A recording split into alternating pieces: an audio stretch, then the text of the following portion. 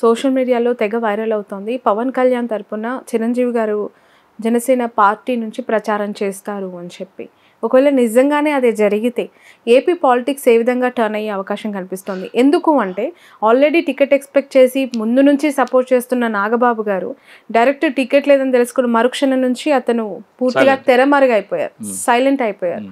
ఇప్పుడు అన్న వస్తారు మళ్ళీ టర్న్ చేస్తారు పాలిటిక్స్ అని అనడంలో ఎంతవరకు ప్రభావితం అవుతాయంటారు? అంటే ఇక్కడ ఆంధ్రప్రదేశ్ ప్రజల్లో అంటే ఎస్పెషల్లీ సినిమా పిచ్చి ఉన్న వాళ్ళు అంటే ఒక పుకారు తీస్తూ ఉంటారు అనమాట. ఆ రూమర్స్ మీద బతుకుతారు వాళ్ళు. ఆ రూమర్సే వాళ్ళకి ఆ ఇంధనం, ప్రాణవాయు. వాళ్ళకి ఆక్సిజన్ లేకపోయినా బతుకుతారు, కానీ రూమర్స్ లేకపోతే వాళ్ళు బతకలేరు. రాజ్యసభ ఇదిగో మా పవన్ కళ్యాణ్కి రాజ్యసభ ఇచ్చేస్తున్నారు, కేంద్ర మంత్రి పదవి ఇస్తున్నారు. ఇదిగో చిరంజీవికి రాజ్యసభ ఇస్తున్నారు, కేంద్ర మంత్రి పదవి ఇస్తున్నారు. ఇప్పుడు రాజ్యసభ ఎప్పుడు పడితే అప్పుడు ఇవ్వరు. ఈవెన్ నంబర్ సంవత్సరం ఉన్నప్పుడు మాత్రమే రాజ్యసభ సభ్యత్వాలు ఉంటాయి. మొన్న ఫిబ్రవరిలో వెళ్ళిపోయినాయి, ఈ 2 ఏప్రిల్తో అయిపోయినాయి కదా. మళ్ళీ 2024 తర్వాత రాజ్యసభ సభ్యత్వాలు ఇచ్చేది మళ్ళీ 2026లోనే. వీళ్ళు 2025లో కూడా మాకు ఇదిగో ఇచ్చేస్తున్నారు రాజ్యసభ. అరే ఎన్నికలు లేవురా బాబు 2 సంవత్సరాల దాకా అని చెప్తే వాళ్ళకి అదేం ఎక్కదు.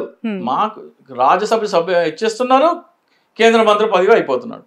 ఇది వాళ్ళ మైండ్ సెట్. సో వాళ్ళకి ఏంటంటే చిరంజీవి వచ్చేస్తున్నాడు. అరే బుద్ధి జ్ఞానం ఉన్న చిరంజీవి ఓటరు జనసేనకి ఇంక్లైండ్ కాకుండా వైసీపీకి ఇంక్లైండ్ ఏంటోడా? ఈ రోజున చిరంజీవి అభిమాని ఎవరైతే ఉన్నారో is already with YCP, Janasena. Okay. Chiranjeevi అభిమాని అనేవాడు వైసీపీతో ఎందుకుంటాడు? ఆల్రెడీ జనసేనతోనే ఉంటాడు కదా. చిరంజీవి వచ్చిన వల్ల కొత్తగా వచ్చే ఓట్ బ్యాంక్ ఏమి ఉండదు. అంటే ఆల్రెడీ వైసీపీతో ఉన్న కాపులు ఏమైనా టర్న్ అయ్యే అవకాశం లేదా? లేదు, వైసీపీ పవన్ కళ్యాణ్ వైఖరి చిరంజీవిని ఎందుకు ఆదరించలేదు ప్రజలు? కాంగ్రెస్ పార్టీలో విలీనం చేశారని ఆదరించలేదు. ఆ రోజుల్లో అసహించుకున్నారు. పవన్ కళ్యాణ్ ట్రై చేద్దాం అనుకున్నారు. పవన్ కళ్యాణ్ చిరంజీవి తీసుకెళ్లి కాంగ్రెస్ పార్టీకి అమ్మేశారని, ఈయన తెలుగుదేశానికి అధికారికంగా అమ్ముకోపోయినా కానీ పార్టీ బినామీ పార్టీ అనేది స్పష్టంగా కళ్ళకు కట్టినట్టు పవన్ కళ్యాణ్ వైఖరి చూస్తే అర్థమవుతుంది. ఈ టికెట్ల పంపిణీ, తెలుగుదేశం నాయకులను తీసుకొచ్చి జనసేన టికెట్ మీద పోటీ చేయడం, ఎక్కడైతే జనసేన అభ్యర్థి వీక్గా ఉన్నాడో అక్కడికి వెళ్ళి పవన్ కళ్యాణ్ పోటీ చేయకుండా ప్రచారానికి తప్పించుకుని వెళ్ళిపోవటము, పిఠాపురంలో ఒకరోజు నామమాత్రంగా ప్రచారం చేసి వెళ్ళిపోవటం, ఇవన్నీ చూస్తుంటే పవన్ కళ్యాణ్కి రాజకీయాల మీద ఇంట్రెస్ట్ కాదు, అసలు జనసేన పార్టీ అతనిది కాదు అని కాపు సామాజిక వర్గం అయితే అర్థం చేసుకోవాలి కనీసం.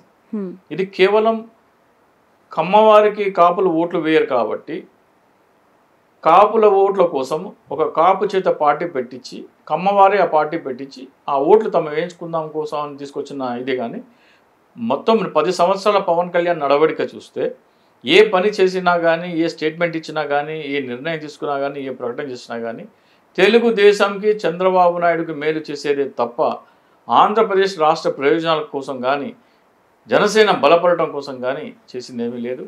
ఆయన ఉద్దేశపూర్వకంగా పవన్ కళ్యాణ్ ఆలోచనలా ఉండొచ్చు, చిరంజీవి గారికి కూడా అదే అభిప్రాయం ఉంటుందంటారా? చిరంజీవి ఆల్రెడీ ఆయన ఒక రజనీకాంత్ అండ్ కమల్ హాసన్కి ఒక అడ్వైజ్ ఇచ్చారు. రాజకీయ నాయకులు సినిమా వాళ్ళు రాజకీయాలకు పనికిరారు, దయచేసి మీ ప్రయత్నం విరమించుకోండి అని వాళ్ళు పార్టీలు పెడదాం అనుకున్నప్పుడు రజనీకాంత్కి కమల్ హాసన్కి ఆయన సలహా ఇచ్చారు. ఓకే. కానీ అదే సలహా చిరంజీవికి జీవిత రాజశేఖర్ ఇస్తే ఈయన రాజకీయాలకు పనికిరాడు అని ఆయన కార్ని వెంబడించి రాళ్లతో దాడి చేసి హత్యా ప్రయత్నం చేశారు. ఆంధ్రప్రదేశ్లో ఈ సినిమా పిచ్చి ఒక ఉన్మాదులని తయారు చేసింది. ఉన్మాదం అన్నమాట. మిలిటెంట్ నేచర్ తయారు చేసింది. ఎస్పెషల్లీ మీకు ఈ నేచర్ మీకు ఇతర సినిమా హీరోలుగా కనపడదు, కానీ ఈ నందమూరి ఫ్యామిలీ అభిమానులకి అండ్ మెగా ఫ్యామిలీ అభిమానులు మాత్రమే ఉంటుంది. మహేష్ బాబు అభిమానులు ఇట్లా ప్రభాస్, మీరు ఇంత ఓపెన్ గా మాట్లాడి మీ మీద కూడా వాళ్ళు ట్రోల్ చేసే అవకాశం ఉంటుంది. ఇప్పుడు ఉన్న విషయం చెప్పాలి కదా, ఖచ్చితంగా మిమ్మల్ని టార్గెట్ చేసే అవకాశం ఉంటుంది. టార్గెట్ చేయడానికి ఇప్పుడు నేను గత 5 సంవత్సరాల నుంచి మాట్లాడుతున్నాను. టార్గెట్ చేస్తే నాకు ఇబ్బంది లేదు, కానీ నేను కూడా ఒక కాపు సామాజిక వర్గం వ్యక్తిగా ఒక బాధ్యత తీసుకొని గత 3 దశాబ్దాలుగా చిరంజీవి రాజకీయాల్లో సినిమాల్లో లైమ్ లైట్లోకి వచ్చిన తర్వాత 10th క్లాస్ వరకు బాగా చదివిన విద్యార్థులు ఇంటర్మీడియట్ వచ్చిన తర్వాత స్వేచ్ఛ పెరిగిపోయి చదువు ఎగ్గొట్టి సినిమాలంటూ తిరిగి జీవితాలు నాశనం చేసుకున్న వాళ్ళు ఈ మెగా ఫ్యామిలీ వల్ల లక్షల్లో ఉన్నారు.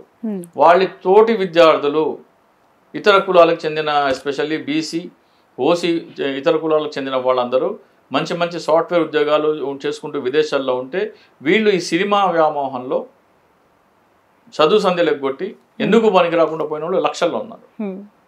సో వాళ్ళందరి నేను వాళ్ళకి వ్యక్తిభుజ మానసిక రోగులు అంటే వాళ్ళకి బాధ కల్పించవచ్చు, కానీ ఒక తండ్రి తన కొడుకుని ఎలా సరిదిద్దాలో, ఒక అన్న తన తమ్ముడిని ఎలా సరిదిద్దాలో ఆ స్థానం నుండి నేను చెప్తున్నాను.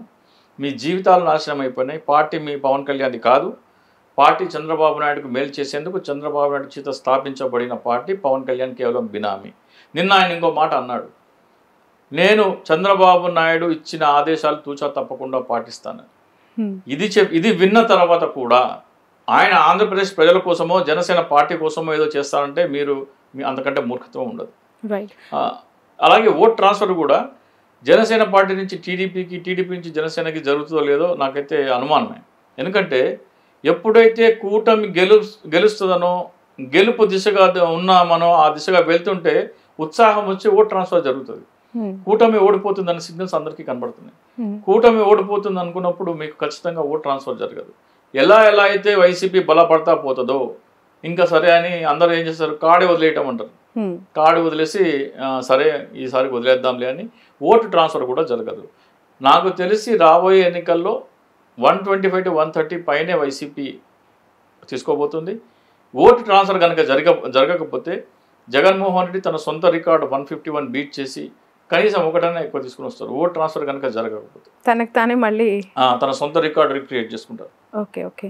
కాసేపటి క్రితం పోతిన మహేష్ జనసేనకి రిజైన్ చేయడం జరిగింది. అలాంటి వాళ్ళు పోతిన మహేష్ ఒక్కరే కాదు, కిరణ్ రాయల్ అవ్వచ్చు, రాయపాటి అరుణ కావచ్చు, పోతిన మహేష్ లాంటి వాళ్ళు, సిద్ధార్థ్, ఇలాంటి అనేక మంది పవన్ కళ్యాణ్ గారిని నమ్ముకొని రాజకీయంగా వాళ్ళు లిటరలీ ఇంకా ఒక ఎడారిలో నిల్చున్న పరిస్థితి ఇన్నేళ్ల ప్రయాణం తర్వాత. ఏంటి వాళ్ళకి మీరు ఇచ్చే అడ్వైజ్? అంటే you are senior most comparatively, మీరు కూడా ఒక బాధితులు. నేను ఒక బాధితుని కాదు, సమాజానికి ఏదో చేద్దాం అంటే పవన్ కళ్యాణ్ నమ్మినవాడు అంటే పవన్ కళ్యాణ్ బాధితులు అంటున్నాను. పవన్ కళ్యాణ్ బాధితుని అయితే నేను చెప్పేది ఏంటంటే, వీళ్ళందరూ అంటే ఒక ప్రయత్నం అయితే మొదలైందని తెలిసింది నాకు.